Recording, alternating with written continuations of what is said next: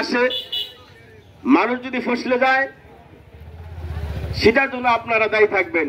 এজন্য আগে থেকেই অনুরোধ করতেছি যে যথাসময় অতি তাড়াতাড়ি আমরা আলটিমেটাম দেব, লাস্টের দিকে আমরা বলে যাব খুব তাড়াতাড়ি কয়েকদিনের ভিতরেই যাতে এটাকে একদম সিলগালা করে দেওয়া হয়। যেই পর্যন্ত মিল কল কারখানা করার জন্য ফাইনাল ডিসিশন তারা না নেবে অতদিন পর্যন্ত সিলগালাই থাকবে।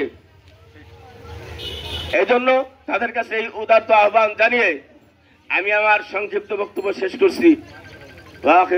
আলহামদুলিল্লাহি রাব্বিল আলামিন। আলহামদুলিল্লাহ। ডেরা রিসেপ্টবন্দের দাবিতে মানববন্ধনে এ পর্যায়ে বক্তব্য নিয়ে আসছেন মুফতি রুহুল আমিন মাহমুদী। মানববন্ধনে এ পর্যায়ে বক্তব্য নিয়ে আসছেন মুফতি রুহুল আমিন মাহমুদী। السلام عليكم ورحمة الله وبركاته. نحمده ونصلي على رسوله الكريم. أما بعد فأعوذ بالله من الشيطان الرجيم. بسم الله الرحمن الرحيم. إنما الخمر والميسر